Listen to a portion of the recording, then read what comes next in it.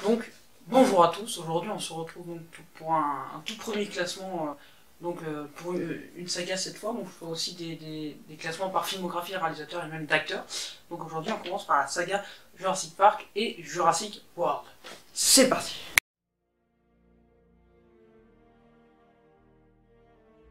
Donc on va commencer tout de suite avec pour moi le pire volet de la saga Jurassic Park, Jurassic World, qui s'intitule Jurassic World Fallen Kingdom, sorti cette année en 2018. Il est réalisé par le réalisateur espagnol Juan Antonio Bayona, réalisateur du film d'horreur espagnol L'Orphelinat, produit par Guillermo del Toro. Donc je pourrais pas juger ce film parce que je ne l'ai pas vu dans l'intégralité, mais je compte bien le terminer parce que c'est plutôt pas mal pour l'instant. Voilà. Donc maintenant Jurassic World, donc on a les mêmes acteurs que dans les débuts, donc dans le premier volet sorti en 2015, donc avec Chris Pratt, Bryce Howard, et voilà. Donc voilà. Et c'est pas une suite d'enfer du tout, parce que c'est pas une bonne suite pour moi. Ça caricature totalement le premier, donc voilà. On reste dans les mêmes idées, mais ça le caricature complètement. J'ai bien aimé le début, les 30 premières minutes sur l'île, avec l'idée que le volcan explose, qui va faire éteindre donc extinction des dinosaures, donc avec d'un côté Bryce Dallas Howard qui va convaincre Chris Pratt de sauver les dinosaures, et de l'autre le grand retour de Jeff Goldblum évidemment. Ça fait toujours plaisir de voir cet acteur dans un film, même si c'est pas pour des bons films, hein. Ici c'est pas un bon film pour moi. Donc voilà, donc c'est son premier rôle dans la saga Jurassic World, et donc ça fait plaisir, voilà. Donc on a un méchant quand même très cliché, ça c'est dans les blockbusters, ça revient souvent, le méchant très cliché, Iron Man 3 qui perce, on voit 10 km qui va être méchant. Moi ici on n'a même pas besoin de voir sa tête, on sait qu'il va être méchant quoi. Le chasseur avec la tête, le sourcil avec la tu vois tout de suite que ce mec va pas être sympa. Non franchement voilà. Donc le moment sur l'île ça a été plutôt correct et c'est très regardable. Une fois qu'ils sortent de l'île, ça se gâte complètement. Bon, c'est devant Togenceur qui s'incruste hyper mal dans l'histoire, voilà. Par contre, j'ai quand même beaucoup aimé le personnage de la petite fille, je sais plus comment elle s'appelle, qui est pas mal du tout, je trouve ce personnage plutôt pas mal du tout, qui apportait quelque chose à la saga, quoi. C'est pas comme certains personnages qui sont intercalés juste pour rajouter des gens qui servent à rien. Non, celui-là, il a vraiment un rôle assez important, voilà. Bon sinon, quand je disais caricature de Jurassic World, c'est carrément ça, quoi. C'est devenu quelque chose de grand n'importe quoi. Genre, dans le premier, on créait un Indominus, c'était très intelligent, donc avec un nouveau dinosaure qui vient donc, dans la saga. Et dans Fallen Kingdom, et ben en fait on prend l'Indominus et on le mélange avec des Vélociraptors. Ouais, Indoraptor. C'est n'importe, ça devient n'importe quoi. Pour moi c'est du grand n'importe quoi, de la grosse caricature du premier, c'est pas du tout un bon film pour moi, c'est le moins bon de la saga, voilà. J'ai pas du tout aimé Jurassic World Fallen Kingdom, voilà. Donc ensuite, pour moi, donc, le deuxième moins bon donc, de la saga Jurassic Park, Jurassic World, et donc Jurassic Park The Lost World, donc Jurassic Park Le Monde Perdu, réalisé pourtant par Steven Spielberg. Et oui, la grande question, pourquoi a-t-il fait un film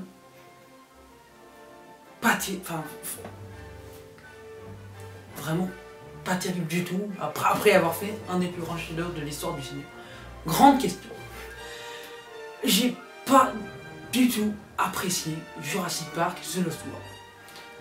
Cependant, il y a certaines scènes bon, où tu vois que c'est pas n'importe quel réalisateur, que c'est du Spielberg, que c'est du grandiose. Par exemple, quand on a le wagon, c'est un exemple d'une très bonne scène.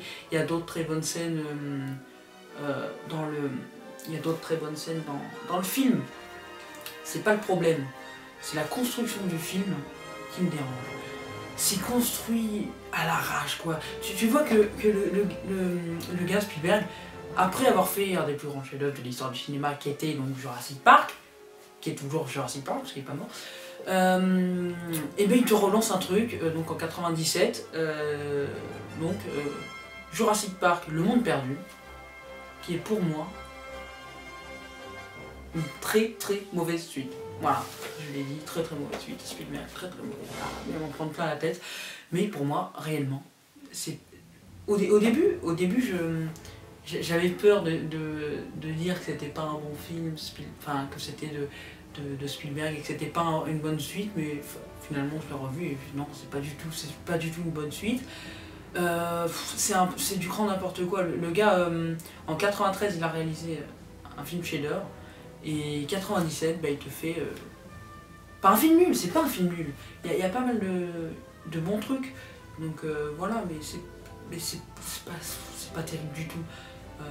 Donc j'ai oublié dans les acteurs, il y a Jeff Goldblum. Voilà, décidément celui-là, bon, il n'y a que dans le premier volet que, voilà, qui est bon. Il y a aussi Julianne Moore, qui a un rôle, bon, j'aime bien Julianne Moore, mais bon, son rôle, il est pas... C'est un peu... Enfin, j'adore pas son rôle dans ce film. Je sais pas, la fille, le garçon qui sauve des dinosaures, d'accord, c'est pas...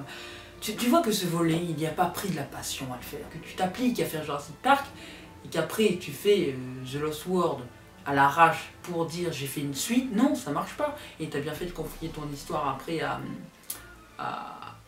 Joe Johnston, parce que personnellement il est bien repris, mais... Non, c'est pas une bonne suite pour moi, hein. Même s'il y a des très bonnes scènes, non, c'est pas une bonne suite, c'est pas très bien construit, c'est non, franchement, voilà. Je l'ai dit, The Lost World pour moi est pas une bonne suite de Jurassic Park, et pas un bon film, clairement, et c'est un des Spielberg que j'aime le moins, parce que, voilà, c'est pas appliqué, quoi, c'est pas du... Et tu vois qu'il s'est rattrapé un an après avec Il faut sauver le soldat Ryan. Le mec en 97, il te sort un truc à l'arrache, une suite de Jurassic Park. Et un an après, il se reprend, ok, il faut sauver le soldat Ryan, mec, c'est un chef-d'œuvre. Voilà, donc Spielberg est tellement imprévisible, j'adore ce mec. Voilà. Dans ce film, non, mais voilà, sinon il fait des excellents. Voilà, j'adore. Donc on continue tout de suite avec donc, le troisième meilleur volet, et le troisième pire volet aussi, puisqu'il est au milieu, qui est pour moi, donc j'en parlais à l'instant, donc de Jurassic Park 3. Jurassic Park 3 est réalisé donc par le réalisateur Joe Johnston, donc réalisateur aussi de Jumanji, le premier volet, avec Robin Williams du coup, et de, si je me trompe pas, je crois Captain America First Avenger. Je suis pas sûr, mais je crois. Voilà, donc c'est une bonne suite pour moi. C'est une bonne suite contrairement à Jurassic Park Le Monde Perdu. Jurassic Park 3 est une bonne suite avec des bons moments de tension, des bons moments stressants. Donc on reprend Sam Neill qui était dans le premier. Je sais pas pourquoi il l'avait quitté, celui-là, je sais pas, il voulait essayer, il voulait mieux. Personnellement, je trouve qu'il est très bon dans les Jurassic Park, je comprends pas pourquoi il est venu. Et du coup, c'est le grand retour de Sam Neill dans la franchise Jurassic Park. Et franchement, le film est une très bonne suite pour moi. Il est une vraiment bonne suite du premier. Ça rattrape bien le deuxième. Voilà, donc le moment dans la volière, bon, je n'en dis pas plus si vous ne l'avez pas vu, mais bon, dans le moment dans la volière est vraiment spectaculaire. Le moment avec le téléphone aussi. Donc, l'histoire avec le fils est assez intéressante, donc il rajoute quelque chose à l'histoire. Bon, c'est pas vraiment un volet qui se démarque vraiment des autres, mais c'est une bonne suite, et ça se mérite, quoi, parce que Joe Johnston, bah, chapeau, quoi, t'as réussi à rattraper, et t'as fait mieux que Spielberg, clairement. Bon, mieux que Spielberg. Mieux que The Lost World, hein. Pas mieux que Jurassic Park, c'est pas possible. Clairement, c'est pas possible, mais bon. T'as rattrapé The Lost World, et franchement, chapeau, parce que t'as fait un bon film et une bonne suite. Voilà, ça se mérite. Jurassic Park 3 et une bonne suite pour moi. On continue donc, donc là on rentre dans du très très bon, hein, donc deuxième meilleur, argent, Jurassic World, donc vous savez déjà le premier, du coup, Jurassic World, réalisé par Colin Trevorrow en 2015, et c'est une excellente reprise, et quelle surprise d'avoir repris Jurassic Park, ça change tellement et ça fait tellement plaisir de voir l'univers changer avec des modifications génétiques. Jurassic Park c'est quelque chose qui est dans le temps, disons que jusqu'à 2001 c'était des dinosaures naturels et tout, et là en 2015 on s'est dit on va rajouter quelque chose qui va être plus d'époque, et comme ça on va plus pouvoir, voilà. Donc on fait un parc plus grand avec beaucoup de touristes, du coup c'est un monde quoi, c'est avec un espèce de parc d'attractions quoi, c'est devenu quelque chose de très touristique, qui à l'époque était un centre d'aventure quoi. Là on a quelque chose de très touristique, donc qui apporte vraiment quelque chose à l'histoire, surtout bien évidemment le spectacle, plus de spectacles, avec beaucoup plus de monde, beaucoup plus de moments spectaculaires. Clairement, Jurassic World est un très très bon film, personnellement. Je connais pas grand chose d'autre de Colin Trevorrow, Il a fait quelques autres films, mais vraiment, honnêtement, je connais pas d'autres. Si, peut-être que, oui, je vais me rappeler, mais là, il n'y a rien qui me vient en tout cas. Voilà, donc première entrée en scène de Chris Pratt dans la saga, évidemment de Bryce Dallas Howard, mais surtout de Chris Pratt, voilà, et donc pour moi c'est un très très bon film Jurassic World, et franchement, et les trucs avec les modifications génétiques, les vélociraptors, on a Omar Sy, et on met notre français dans les Jurassic World, on a notre français, on est hyper content quoi. Omar Sy, Jurassic World, et ouais, le mec, tellement fort, j'adore ça, Omar Sy. J'adore. Donc voilà, c'est un très très bon film Jurassic World et pour moi le deuxième meilleur de la saga. Donc Jurassic Park, Jurassic World, vous notez que le premier, Jurassic Park, en même temps, il ne fallait pas trop se poser de questions. Quoique, il y en a qui préfèrent Jurassic World, je comprends, mais personnellement, non. Voilà, donc Jurassic World est un très très bon film, avec beaucoup de nouveautés, beaucoup de surprises dans le film. Il y en a qui n'aiment pas parce qu'ils trouvent que ça change trop l'univers, et personnellement j'aime beaucoup.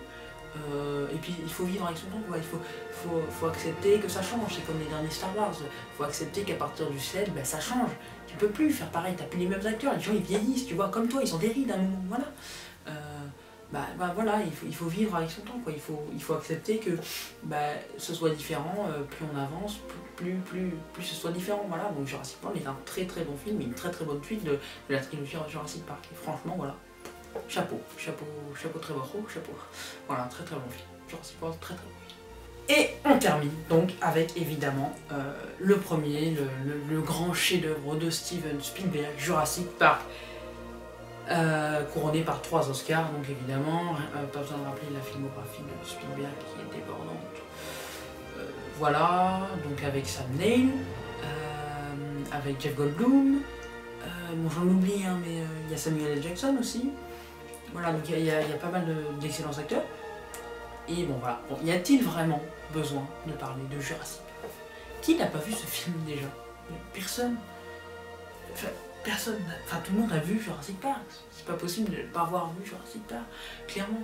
C'est un des plus grands chefs-d'œuvre de l'histoire du cinéma et clairement je pense dans le top 3 des meilleurs films de science-fiction peut-être. J'ai pas tout vu, hein. Clairement en science-fiction j'ai pas tout vu, mais j'ai tout vu, en aucun style j'ai tout vu, mais c'est un chef-d'œuvre. Dans le cinéma ça apporte tellement, il y a tellement de scènes qui vont être reprises inspirées par les Jurassic Park, ça fait partie de ces cultes qui sont repris des millions de fois, comme Psychose, Titanic, etc. Mais ça fait partie de ces films que tu dois avoir vu au moins une fois dans ta vie, si c'est pas 10 fois. Clairement, c'est un pur chef-d'œuvre, Spielberg, mais pourquoi t'as gâché ça? Enfin, on arrête de parler de The Lost World, parce que Jurassic Park est tellement un chef-d'œuvre que même si tu rajoutes The Lost World, après ça fait quand même un 10 sur 10. Enfin, c'est exceptionnel, ce film on lui met 20 sur 10, quoi. Non, c'est tellement énorme, enfin, c'est tellement exceptionnel. Qui n'aime pas Jurassic Park? Clairement, qui n'aime pas? C'est exceptionnel, exceptionnel. Bon, après c'est un chef-d'œuvre évidemment, il n'y a pas besoin d'épiloguer sur ce film, de parler « oh oui, non, franchement j'aime bien le personnage ». Non, tout est bon dans ce film, il n'y a rien qui est pas bon, et puis les musiques qui emportent. Ce qui me déçoit dans certains volets tout de même, c'est qu'on met pas autant les musiques que dans les premiers volets, que dans le premier volet, on met pas autant les musiques qui importent, quoi, les musiques John Williams, quoi. Ce mec est exceptionnel, quoi. Voilà, le duo John Williams-Spielberg, ça n'a jamais fait du mauvais, quoi. Enfin, évidemment, oui, quelquefois, je ne vais pas reciter, mais bon, voilà. Sinon, c'est un chef-d'œuvre, voilà. Pas besoin d'épiloguer sur ce film. Voilà, donc la vidéo est terminée. J'espère qu'elle t'aura plu. Et en tout cas, bon, voilà.